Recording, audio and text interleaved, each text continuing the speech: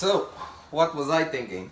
Today we're gonna keep talking about money. Last time I had a money part 1 video, but today we're gonna talk about part 2. So basically, work hard at your job and make a living, work hard on yourself and make a fortune. Now, for you to be able to work hard on yourself, you have to be determined first. You need to make decisions, definite decisions, conscious decisions. Don't rush, take your time and think. To be able to make good decisions, you're gonna have to know yourself. In order to know yourself, you have to basically ask yourself honest questions first. I've made a few videos in the past that deal with that part about being yourself. If you're interested, please go back and get your grain of salt out of it. Again, be a student of life, don't be a follower. Be a student, not a follower. By that, I mean that everything that I say on these videos, you don't have to do it by the letter, but take your grain of salt and go spice your own life with it. That's the best way I look at it. That's the same thing I do with everything that I hear and everything that I read. It's very important for us to be the product of our own conclusions, or else we end up doing something that somebody else wants to do, and at the end we start blaming them instead of ourselves. So be responsible and keep yourself accountable for what you do. Be responsible, okay? Own up to your own mistakes. Don't blame other people. Now, money part 2. In order to make money in this world, in this economy, you need to become valuable. By valuable, I'm not saying you're not valuable when you're around people. You are valuable to your family and your friends, but you have to be valuable to the market, to the economy. In order to become more valuable to the economy, you need to work hard on yourself. You need to bring some skills that are valuable. I think that if somebody makes $52 million for a company, they can pay him $1 million because it's going to be chicken change for them to give them that amount of money. So if you're valuable to the economy or to your job, they will pay you more. And if you realize that you are more valuable to your job, go find another one where you can be more valuable and get paid more. That's the way money works. Now, to become valuable, it's going to take work.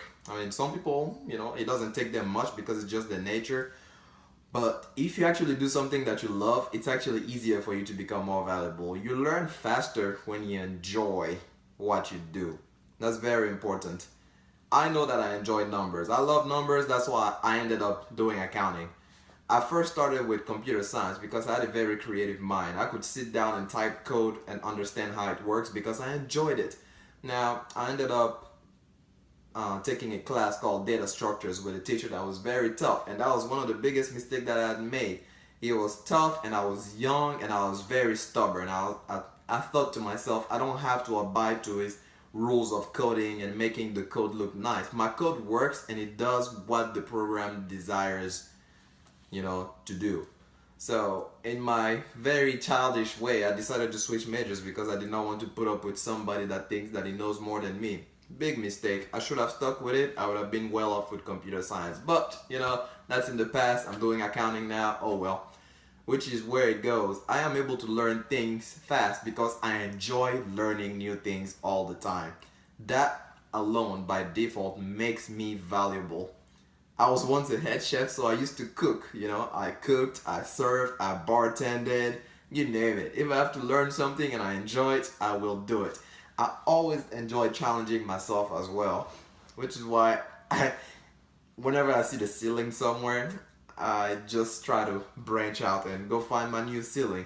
I like to go up. Like I said in the past, I am content with constant progress. Some people are not like that. It's perfectly fine. Now, with this constant progress, I'm able to attract the amount of money that I want because I just want more. I want more and it's just me. There's nothing greedy about it. And whenever I do the things that I enjoy, the byproduct is money coming my way. That's one way to earn money. Now, once you've earned the money, what do you do with it? You start thinking of what you want to do with it.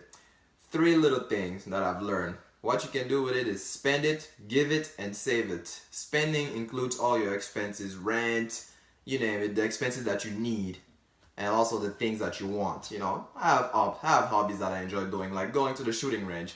I'll spend, between $20 to $50 with all the ammo that I have, you name it. I enjoy doing that, and I limit it to just that. I used to have many other things that I enjoy doing, such as drinking and, many other things. That was a way for me to spend my energy in a way that was not effective. It wasn't adding any value to me. Yes, it's always fun to have a good time with your friends, but don't overindulge in some things. They don't help you become better in a long term. Neglect eventually leads to catastrophe. So be careful. Take care of your body, the money will follow. Now, giving.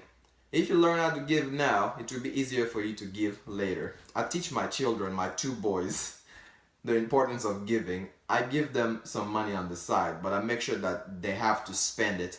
And I started teaching them about giving very early, so it was very easy for them to give me money in return. I would give them some money and they'll be like, oh, daddy, this is for you, I'm giving it to you. I'm like, oh, thank you. You make them feel good about giving, and I'm pretty sure they feel good about giving.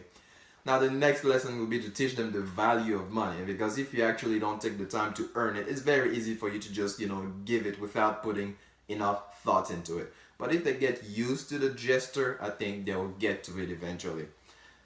Now, saving. Saving, you put the money on the side. Yes, it's nice for it to sit there, but you eventually have to do something with the money that you're saving. Money is like manure. If you pile it up all in one place, it's going to stink. But if you spread it, it will grow. Just like fertilizer. Manure for fertilizer, for the people that did not get that part. Money. Reduce your expenses. The things that you need and the things that you want are two different things. Some people say, oh, I need this, but no, you don't really need it, you just want it. I need a beer. You don't really need a beer, you want a beer. That's just the want that your body has. Nobody needs a beer to stay alive, if you ask me. Always rushing to happy hour without even having a specific budget is neglect. It leads to catastrophe. You need to think before you do things. Don't spend more than you earn. Keep yourself above the deficit. Do not operate at the deficit. I mentioned that in the last video. If you're making $1,000, don't spend $1,001. Spend $999. Whatever you put on the side, it will eventually grow and work for you. Use your energy carefully. If you learn how to use the small amount of energy that you have, you'll be able to handle more energy in the future. I also mentioned that I don't have $150,000 because I don't know what to do with it. But I've been reading a lot over the past few days, and I am learning that there is a lot that I can do with $150,000. So guess what? Before I know it, I think I'll be sitting with $150,000. Money. Once you have it too, the way you give your money is very important. You have to be careful. A lot of people get caught up in the hero sensation where you have to help everybody and just give your money. It's nice to give money when you have it, but you need to make sure that you are also able to take care of yourself in the process. Lending money to family can be a little tricky, because if a relationship with a family member or a friend is more important than money, that relationship is more valuable than money. Imagine lending to one of your friends some money, and obviously that friend does not have the capability of paying you that money that you've made back. It builds a slight tension in the relationship, and if it was a very good friend, you don't need that kind of tension between your friend and you. You'll feel awkward coming and hang out with you, and you're losing that good friendship that you had. So sometimes it's okay to say no when it comes to giving money to a friend. It's completely up to you, and make sure you're the product of your own conclusion. Some people are very nice and generous. It does not take them long to give money. I'm like that. I like to give money. I don't borrow. I don't let friends borrow money. I would rather give than have them borrow, because the borrower is slave to the lender. You have to be very careful. I don't want my friends to be slaves to me. I want them to be free. And I want everybody to be free. Everybody has free will. We've all been made equal on this earth. Nobody is better than anybody. I have my strengths and I have my weaknesses. And many other people out there can help me with that.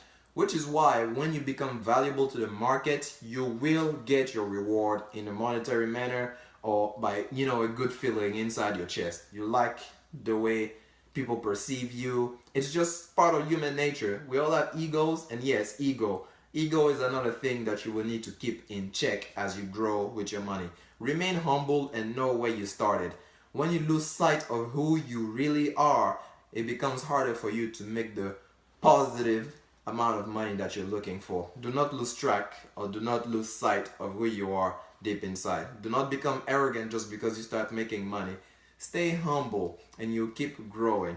It's like someone saying, oh, I just made $2 million, I'm done, I'm not going to work anymore. No, I think if you've developed the right work ethic, it's hard for you to just go to a full stop once you've learned how to develop money in a certain manner. I don't see myself stopping anytime soon, because once I actually become higher in my accounting field, the retirement is not something that I'm looking at. I'm looking at consulting.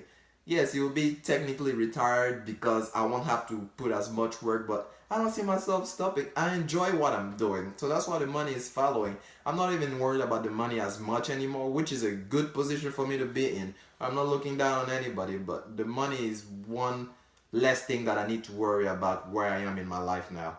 Why?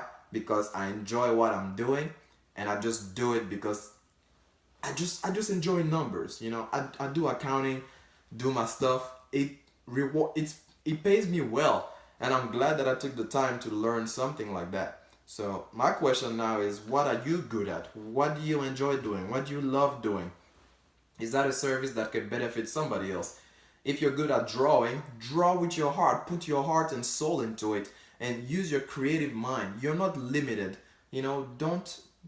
Don't buy cheap dreams. Don't buy cheap dreams. Like I said in the past, I don't like to snack on excuses because I like to eat positive results.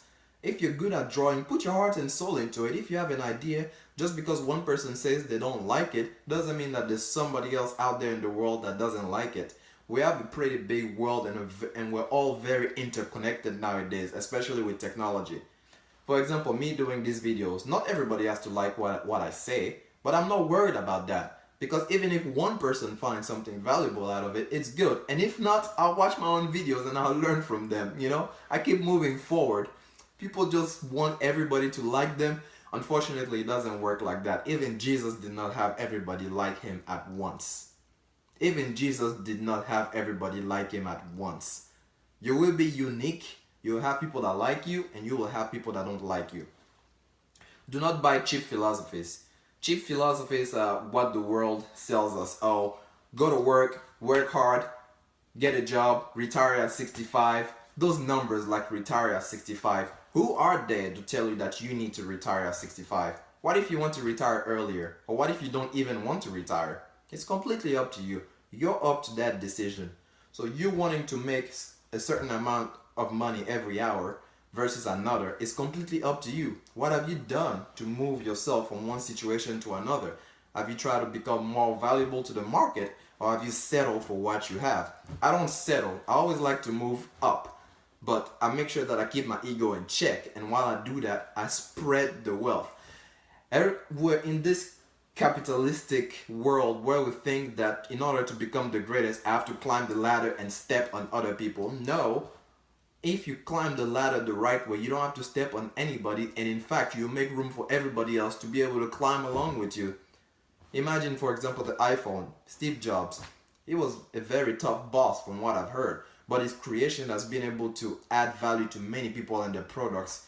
Look at what the world has been able to do with the iPhones and all the technology that they've been able to find from his findings. It's not a selfish act, but it's productive. Everybody has very good ideas in them, but they sell short because they buy the philosophies that are given to them.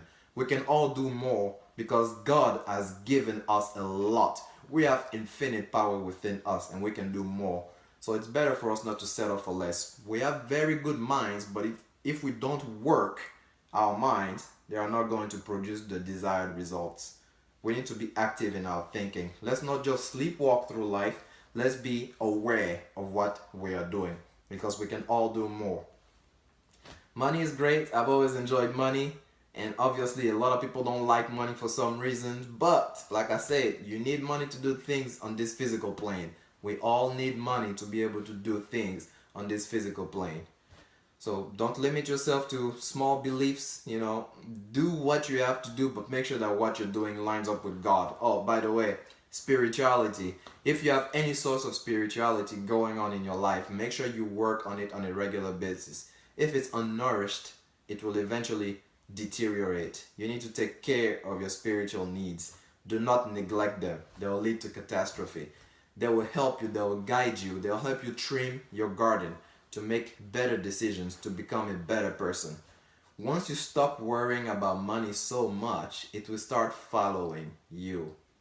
I am not so worried about money anymore because I am doing something that I actually love. At first it was difficult because I was in a very sticky situation, yes, but you know, you need money to be able to experience more out of life, and the best way to do that is by mastering it and learning about it.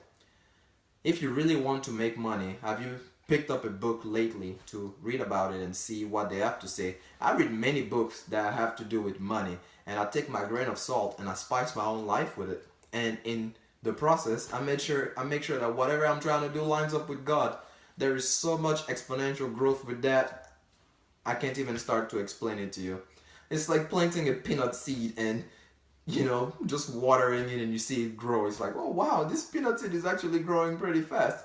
You don't know how it works, it's just a miracle of life. But for the miracle to happen, you have to plant the seed. So that's what I was thinking.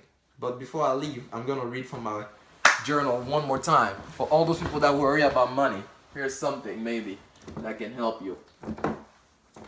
These are not my words. These are the words of Jim Rohn. Jim Rohn, this guy, such a wise man. Few words. Okay. Don't ask for the task to be easy. Ask for it to be worth it. Don't wish it were easier. Wish you were better. Don't ask for less challenges. Ask for more skills. Don't ask for less problems. Ask for more wisdom. It is the challenges that make the experience. Therefore, to wish them away is to wish your own life away. Work hard at your job and make a living. Work hard on yourself and make a fortune. That's what I was thinking.